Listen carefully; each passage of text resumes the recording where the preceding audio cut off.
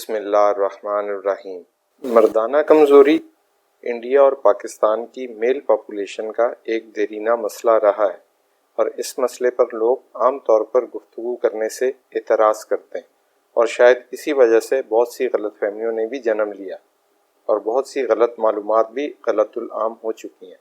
عام طور پر جنسی کمزوری یا نامردی سرے سے کوئی مسئلہ ہی نہیں ہوتی اور جس طرح جسم کے باقی اعضاء ہیں اسی طرح عضو خاص بھی جسم کا ہی ایک حصہ ہے اور عام جسمانی کمزوری سے بھی بعض اوقات معمولی جنسی کمزوری کا معاملہ درپیش ہو سکتا ہے جو تھوڑی سی توجہ اور معمول میں ملنے والی قدرتی دواؤں سے آسانی سے حل کیا جا سکتا ہے۔ اس کے لیے لالچی قسم کے حکیموں اور اشتہارات کے ذریعے بکنے والی مہنگی دواؤں کی قطعاً ضرورت نہیں ہے۔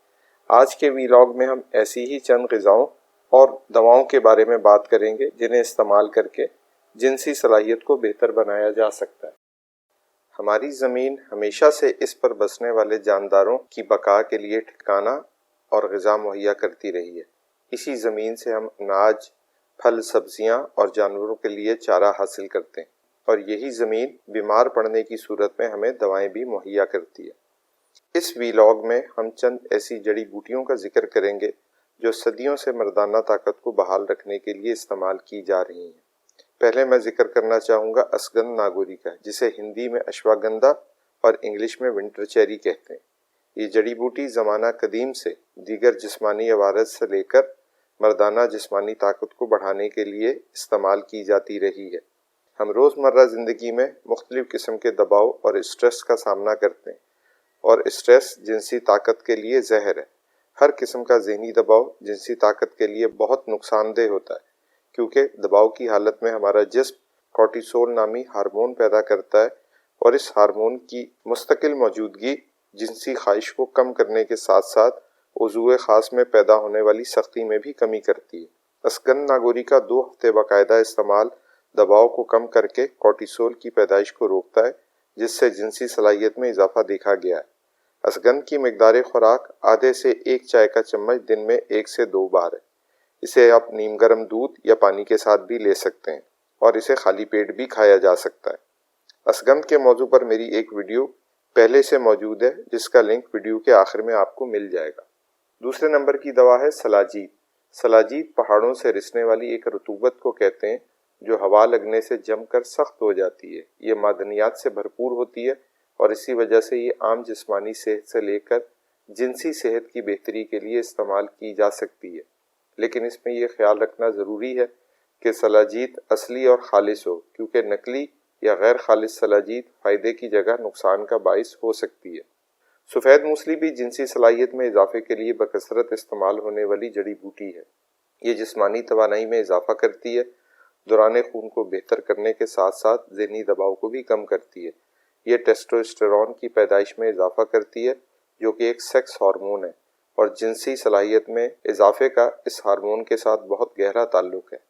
وہ مرد حضرات بھی اسے استعمال کر سکتے ہیں جن کی منی میں اسپرم یعنی کیڑوں کی تعداد نارمل سے کم ہے۔ سفید موسلی کی مقدار خوراک آدھا چائے کے چمچ کے برابر دودھ یا پھر پانی سے لی جا سکتی ہے۔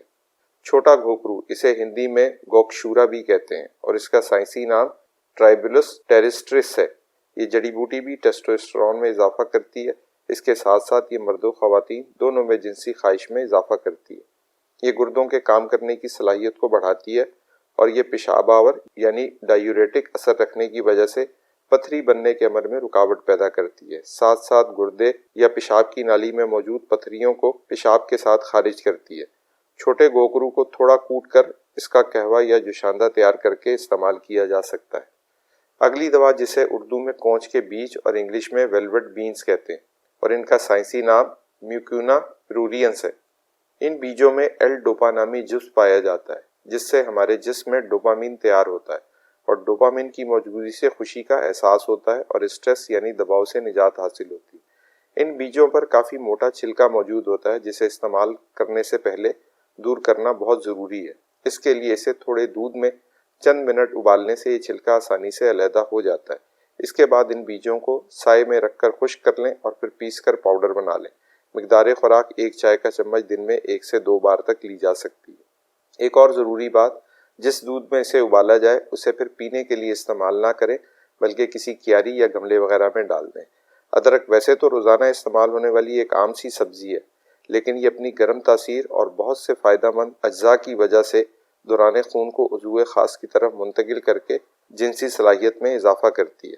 اس ویلاگ میں بتائی گئی جڑی بوٹیوں کو تنہا یا پھر مرکب کی شکل میں استعمال کر کے جنسی صلاحیت کو بہتر بنایا جا سکتا ہے۔ یہ بات بھی ذہن میں رکھنی چاہیے کہ صرف دواؤں کے استعمال سے مطلوبہ نتائج حاصل کرنا بہت مشکل ہے، جب تک اپنے لائف اسٹائل کو بھی تبدیل نہ کر لیا جائے، یعنی متوازن غذا کا استعمال اور ورزش کو بھی اپنے معمولات میں شامل کرنے سے زیادہ فائدے کی توقع کی جا سکتی ہے۔ آپ سب کا ویڈیو اینڈ تک دیکھنے کا بہت شکریہ۔ ویڈیو اگر پسند آئے تو اسے لائک اور شیئر کرنا نہ بھولیں، اور اگر چینل کو ابھی تک سبسکرائب نہیں کیا تو پلیز وہ بھی کر لیں۔ اپنا اور اپنے ارد گرد کے لوگوں کا خیال رکھیں۔ اللہ نگہبان۔